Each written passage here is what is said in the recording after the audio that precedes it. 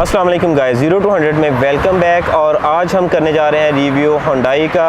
और हमारे साथ हैं अहमद भाई जो कि लेज़र साउंड के ऑनर हैं और जो कि DHA में ही इनकी ब्रांच है, मेन बुलेवार्ड के ऊपर। जी अहमद भाई, कैसे हैं आप? ठीक है, आप सुनाएं, क्या हाल चाल है? अल्हम्दुलिल्लाह सर। और हमारे व्यूवर्स के लिए ऑफ़र है कि हमारे थ्रू जो भी इनके शॉप पे जाएगा तो ये आप स्पेशली उनको डिस्काउंट ज़रूर दीजिएगा। लाज़मी। सो टाइम वेस्ट किए बगैर चलते हैं अपनी गाड़ी के अंदर, इनका 0 to 100 चेक करते हैं इसका और इसका शॉर्ट सा रिव्यू करते हैं। Let's start.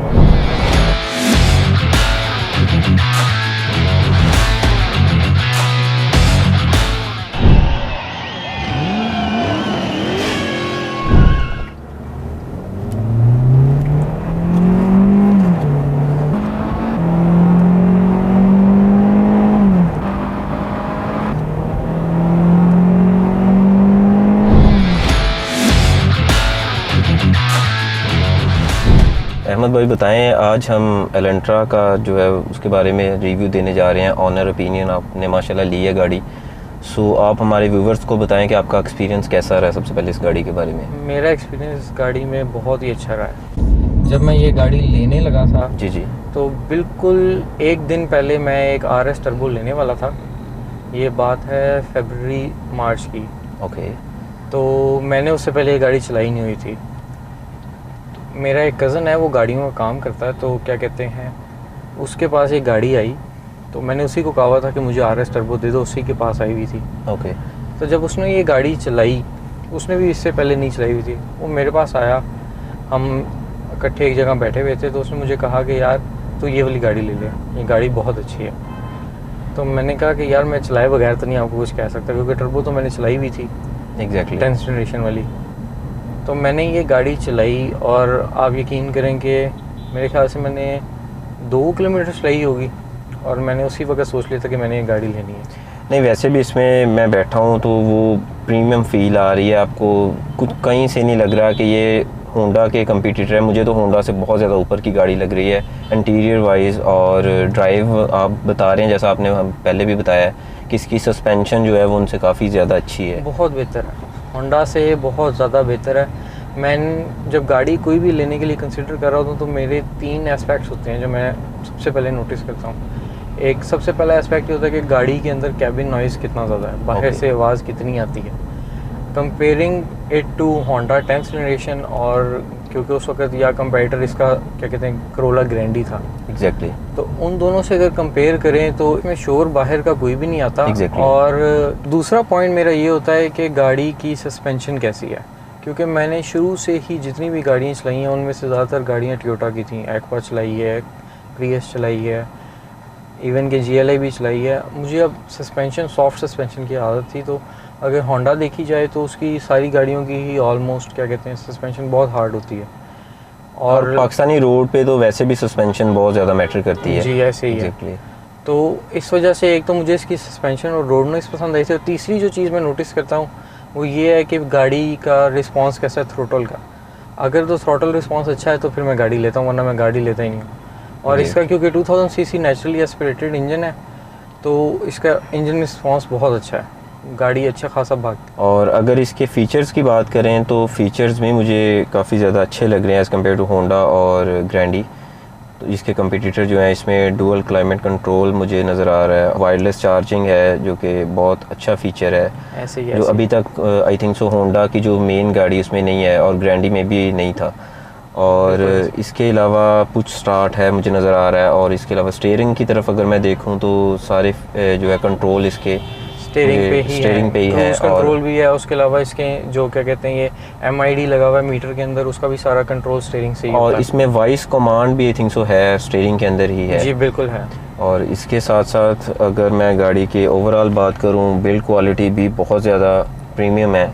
और इसके अलावा इंजन के बारे में हमें कुछ बताएं, इसकी इंजन की पावर। और इसका जो इंजन है वो 154 हॉर्स पावर है इसकी, और 195 न्यूटन मीटर टॉर्क है। माशाल्लाह। इसके अलावा जो पाकिस्तानी अवाम की मेन जो प्रॉब्लम होती है वो होती है, बहुत ज़्यादा कंसर्न करते हैं वो फ्यूल एवरेज को लेके।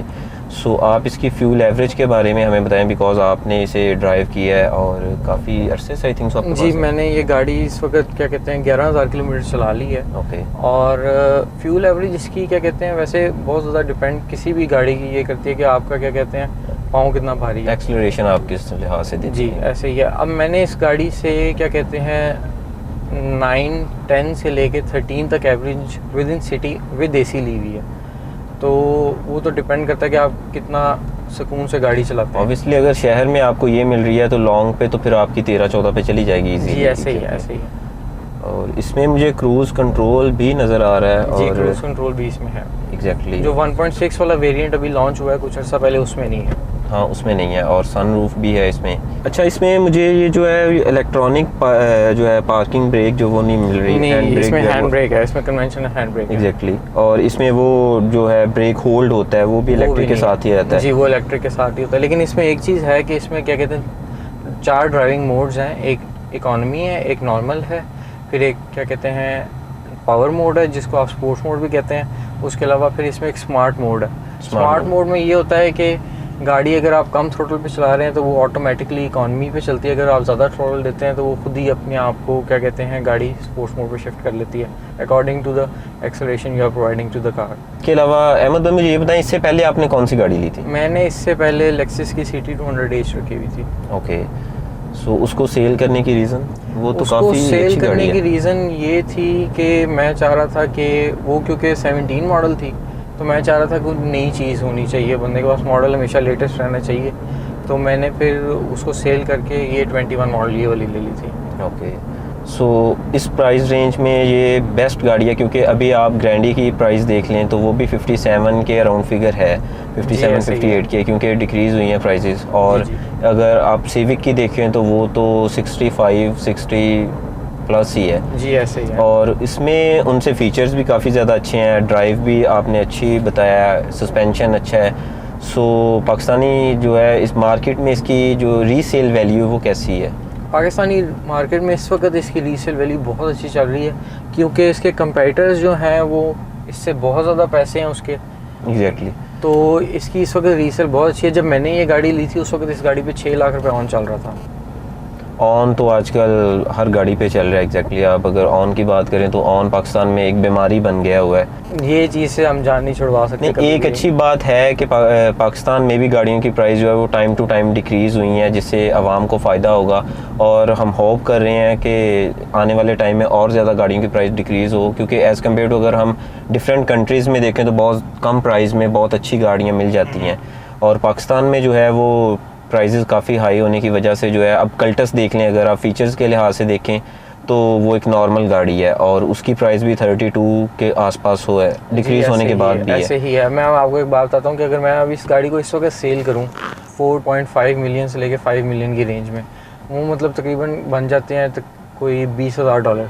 अब $20,000 में मैं बाहर जाके बहुत आराम से कोई ई क्लास मर्सिडीज़ भी ले सकता हूँ यूएस में। एग्जैक्टली ऐसे ही है, बिल्कुल ऐसे है। अब आप ये देखें ना कि अगर यहाँ पे जो गाड़ी 5 मिलियन की है और उसके मुतबादिल जो आपको बाहर गाड़ी मिल रही है वो क्या कहते हैं यहाँ पे इस वक्त 15 मिलियन की है, तो ये एक बहुत बड़ा प्राइस डिफरेंस है जो कि मेरा नहीं ख्याल होना चाहिए। इवन कि मेरे कज़न ने ली है रिसेंटली यूके में, 20,000 पाउंड की ली है उसने, ई क्लास 2017 मॉडल, और सेम मॉडल पाकिस्तान में 2 करोड़ प्लस का है वो अभी तक जो है प्राइसेस के लिहाज से। ऐसे ही जी तो गाइस, कैसा लगा आपको 0 to 100? और उम्मीद करते हैं कि आपको ये हमारी वीडियो पसंद आई होगी। आपके पास अगर एलेंट्रा है तो आप हमें कमेंट सेक्शन में ज़रूर बताइए कि आपकी गाड़ी 0 to 100 कितने सेकंड्स में जाती है। और अहमद भाई आपका बहुत बहुत शुक्रिया, थैंक यू सो मच। हमारी वीडियो को लाइक करें, सब्सक्राइब करें और बेल के आइकन पे ज़रूर क्लिक कीजिएगा, क्योंकि आने वाली वीडियोज़ वो रेस होने वाली है और आप बहुत ज़्यादा इंजॉय करने वाले हैं। थैंक यू सो मच, अपना रखिए ख्याल, अल्लाह हाफिज़।